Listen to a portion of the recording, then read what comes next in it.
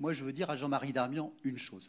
D'abord, je n'accepte pas le ton sur lequel il s'adresse à moi pour m'expliquer la façon dont je dois m'adresser à cette Assemblée.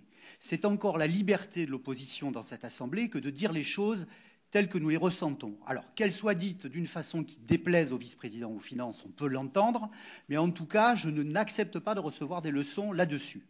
Cet argent que nous le prenons bien quelque part. Alors, qu'on dise dans les poches, etc. Vous, à une certaine période, vous disiez « on nous a fait les poches », je me souviens. Et cette expression ne vous posait pas de problème particulier. Et pourtant, vous l'avez employée. Donc, je souhaite simplement dire qu'au-delà de cette question que nous évoquons aujourd'hui du taux, on est d'accord sur le fait que la réforme de la fiscalité est un danger pour les départements. Je n'ai pas dit autre chose, j'ai d'ailleurs commencé par là. Mais on peut aussi, sur les bancs de l'opposition, vous dire que nous n'aurions pas souhaité voir 9% d'imposition l'année où il y a eu supplémentaire, l'année où ça a eu lieu. On peut le dire quand même. Parce que ces baisses de moyens dont vous parlez, elles vous ont été imposées par votre majorité. Eh oui, bah d'accord. Alors, excusez-nous quand même, mais...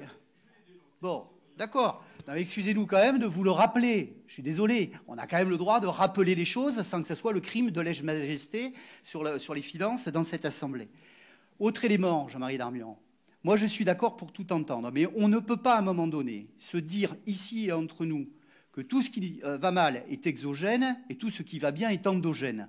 Sans doute, mais oui, sans doute, les efforts sont-ils faits, et je crois qu'on n'a jamais été dans des positions démagogiques par rapport aux efforts, et quand ils ont fait, il me semble même avoir dit à certaines reprises que je constatais que sur un certain nombre de charges, il y avait des efforts qui étaient réalisés et qu'ils étaient réels, parce que je gère aussi une collectivité par ailleurs, qui n'est pas non plus le Neuilly de Gironde. Bon, donc ça me permet d'avoir une certaine relativité là-dessus.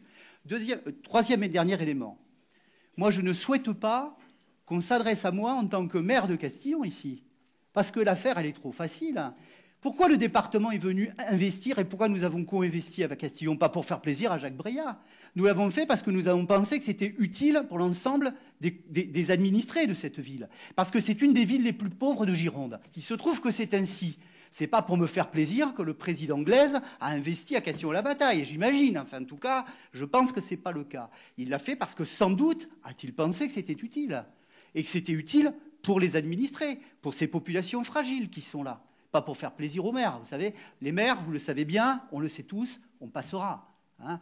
On est là aujourd'hui. L'important, c'est ce qu'on essaye de faire aujourd'hui et ce qu'on laissera derrière nous. C'est ça qui est important. Et moi, je n'ai pas la faiblesse de croire que Jean-Luc Glaise l'a fait pour faire plaisir au président du groupe Gironde Avenir. Voilà ce que je voulais dire. Mais je crois que c'est important parce qu'à partir de là, il est nécessaire quand même de prendre conscience que ces dépenses qui ont été réalisées par le département, elles ont été au profit des populations locales. Voilà, c'est tout ce que je voulais vous dire, mais je pense que c'est important de faire ce point.